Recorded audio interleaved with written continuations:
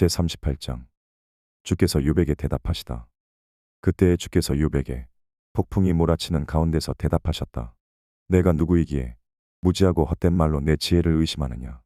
이제 허리를 동이고 대장부답게 일어서서 묻는 말에 대답해 보아라. 내가 땅에 기초를 놓을 때 내가 거기에 있기라도 하였느냐. 내가 그처럼 많이 알면 내 물음에 대답해 보아라. 누가 이 땅을 설계하였는지 너는 아느냐. 누가 그 위에 측량줄을 띄웠는지 너는 아느냐.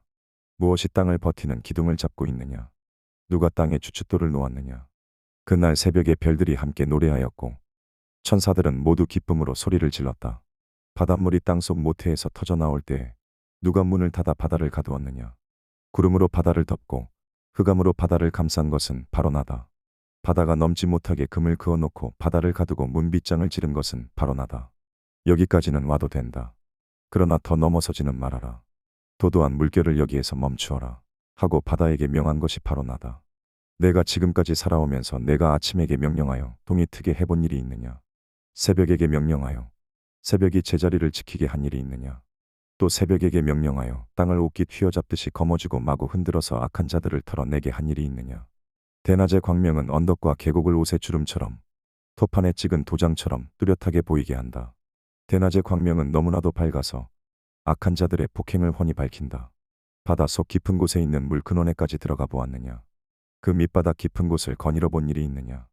죽은 자가 들어가는 문을 들여다본 일이 있느냐. 그 죽음의 그늘이 들이운 문을 본 일이 있느냐. 세상이 얼마나 큰지 짐작이나 할 수 있겠느냐. 이 모든 것을 알고 있다면 어디 내 말 한번 들어보자. 빛이 어디에서 오는지 아느냐. 어둠의 근원이 어디에 있는지 아느냐. 빛과 어둠이 있는 그곳이 얼마나 먼 곳에 있는지 그곳을 보여줄 수 있느냐. 빛과 어둠이 있는 그곳에 이르는 길을 아느냐. 알고 말고 너는 알 것이다. 내가 이 세상을 만들 때부터 지금까지 내가 살아왔고 내가 세상 만드는 것을 내가 보았다면 내가 오죽이나 잘 알겠느냐. 눈을 쌓아둔 창고에 들어간 일이 있느냐. 우박 창고를 들여다본 일이 있느냐.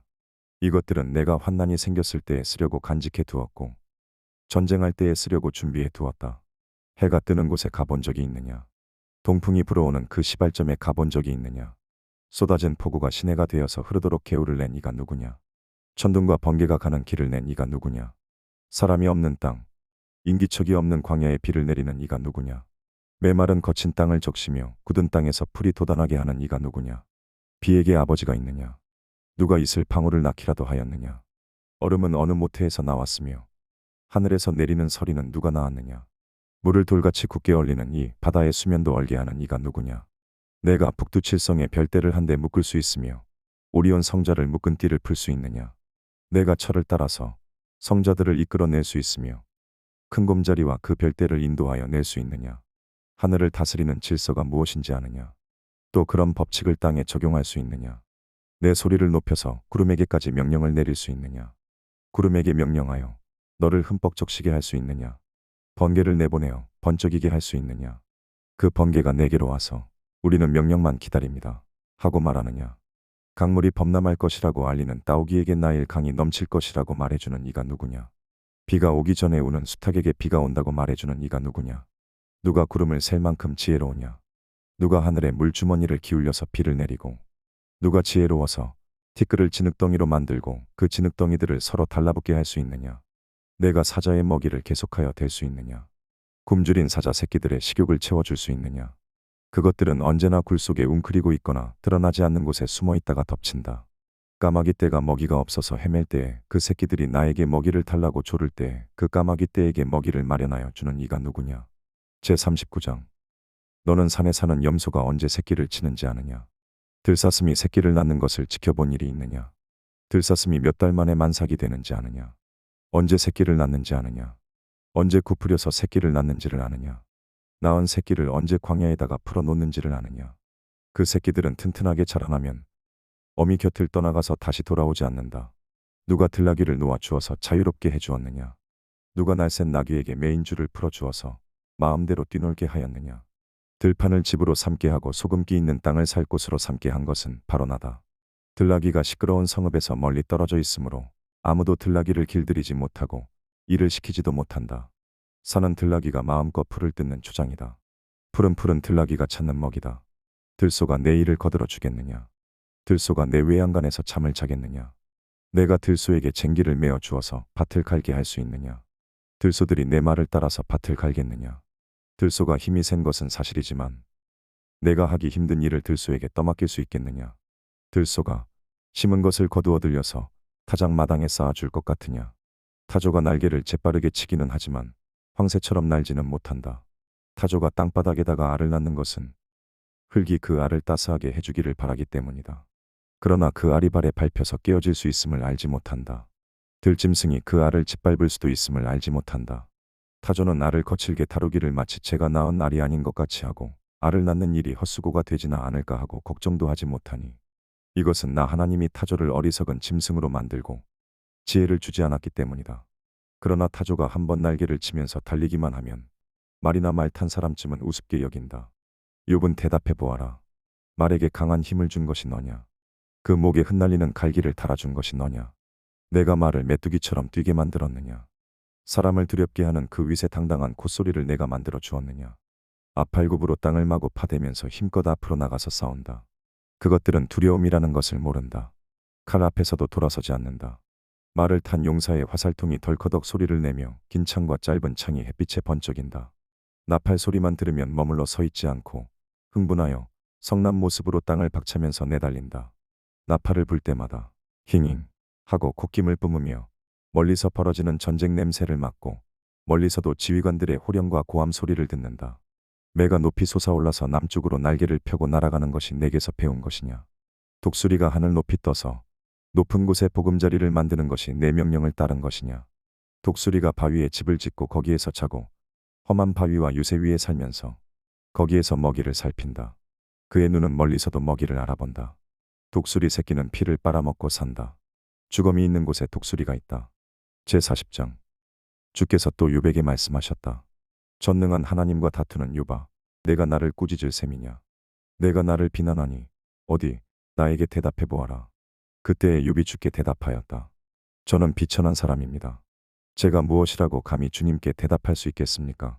다만 손으로 입을 막을 뿐입니다. 이미 말을 너무 많이 했습니다. 더 할 말이 없습니다. 그러자 주께서 폭풍 가운데서 다시 말씀하셨다. 이제 허리를 동이고 대장부답게 일어서서 내가 묻는 말에 대답하여라. 아직도 너는 내 판결을 비난하려느냐?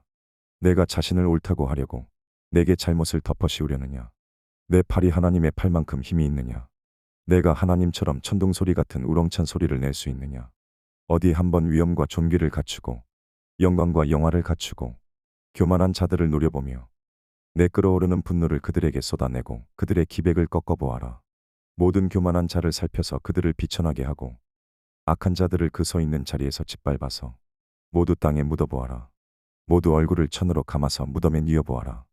그렇게만 할 수 있다면 나는 너를 찬양하고 내가 승리하였다는 것을 내가 인정하겠다. 베헤못을 보아라. 내가 너를 만든 것처럼 그것도 내가 만들었다. 그것이 소처럼 풀을 뜯지만 허리에서 나오는 저 억센 힘과 배에서 뻗쳐나오는 저 놀라운 기운을 보아라. 꼬리는 백향목처럼 뻗고 넓적다리는 힘줄로 단단하게 감쌌다. 뼈대는 노처럼 강하고 갈비뼈는 쇠빗장과 같다. 그것은 내가 만든 피조물 가운데서 으뜸가는 것, 내 무기를 들고 다니라고 만든 것이다. 모든 들짐승이 즐겁게 뛰노는 푸른 산에서 자라는 푸른 풀은 그것의 먹이다. 그것은 연꽃잎 아래에 눕고 갈대밭 그늘진 곳이나 늪 속에다가 몸을 숨긴다. 연꽃잎 그늘이 그것을 가리고 냇가의 버드나무들이 그것을 둘러싼다. 강물이 넘쳐도 놀라지 않으며 요단 강이 물이 불어서 입에 차도 태어나다. 누가 그것의 눈을 감겨서 잡을 수 있으며 누가 그 코에 갈고리를 꿰 수 있느냐? 제41장. 내가 낚시로 리워야단을 낚을 수 있으며 끈으로 그 혀를 맬 수 있느냐? 그 코를 줄로 꿰 수 있으며 갈고리로 그 턱을 꿰 수 있느냐?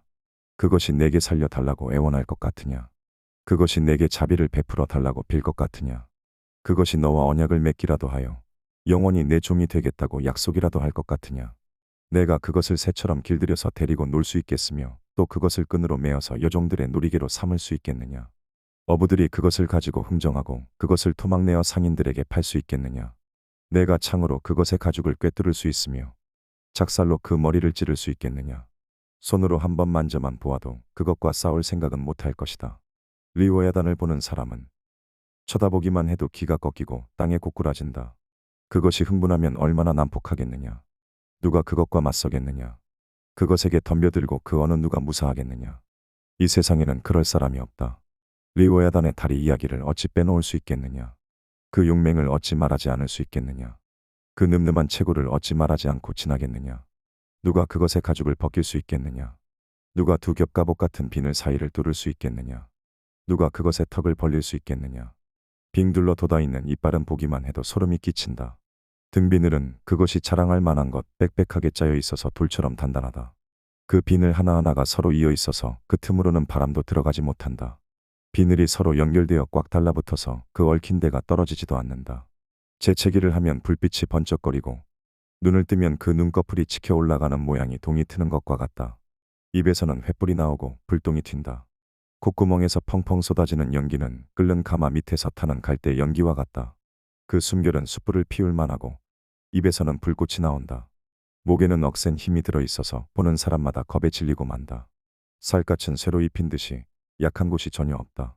심장이 돌처럼 단단하니 그 단단하기가 맷돌 아래짝과 같다. 일어나기만 하면 아무리 힘센 자도 벌벌 떨며 그 몸부림치는 소리에 기가 꺾인다. 칼을 들이댄다 하여도 소용이 없고 창이나 화살이나 표창도 맥을 쓰지 못한다.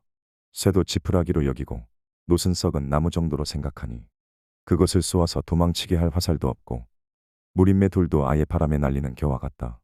몽둥이는 지푸라기쯤으로 생각하며 창이 날아오는 소리에는 코웃음만 친다. 백가죽은 날카로운 질그릇 조각과 같아서 타작기가 핥힌 진흙 바닥처럼 지나간 흔적을 남긴다. 물에 뛰어들면 깊은 물을 가마솥의 물처럼 끓게 하고 바다를 기름 가마처럼 휘젓는다. 한번 지나가면 그 자취가 번쩍번쩍 빛을 내니 깊은 바다가 백발을 휘날리는 것처럼 보인다.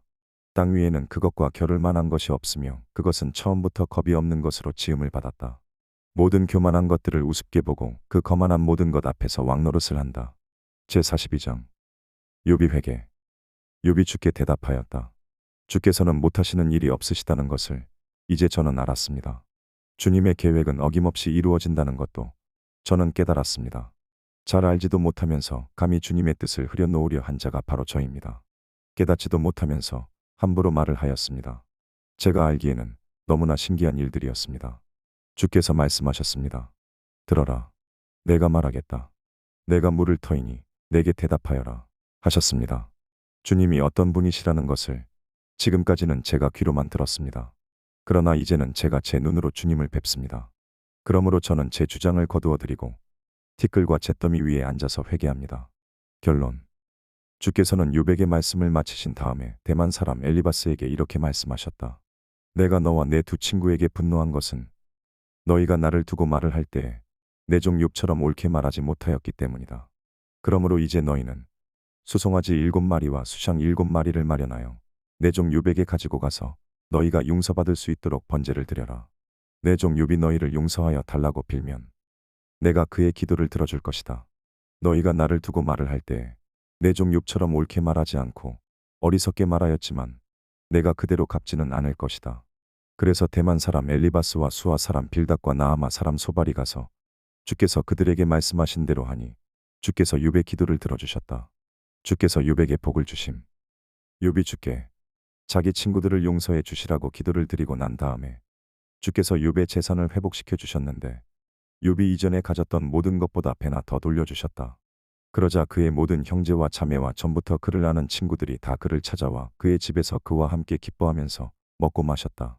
그들은 주께서 그에게 내리신 그 모든 재앙을 생각하면서 그를 동정하기도 하고 또 위로하기도 하였다. 그러면서 그들은 저마다 그에게 돈을 주기도 하고 금반지를 끼워 주기도 하였다. 주께서 욥의 말년에 이전보다 더 많은 복을 주셔서 욥이 양을 14,000마리, 낙타를 6,000마리, 소를 1,000결이, 나귀를 1,000마리나 거느리게 하셨다. 그리고 그는 아들 7과 딸 3을 낳았다. 첫째 딸은 여미마, 둘째 딸은 그시야, 셋째 딸은 게레나북이라고 불렀다. 땅 위에 어디에서도 욥의 딸들처럼 아리따운 여자를 찾아볼 수 없었다. 더욱이 그들의 아버지는 오라비들에게 준 것과 똑같이 딸들에게도 유산을 물려주었다. 그 뒤에 욥은 140년을 살면서 그의 아들과 손자 4대를 보았다. 욥은 이렇게 오래 살다가 세상을 떠났다.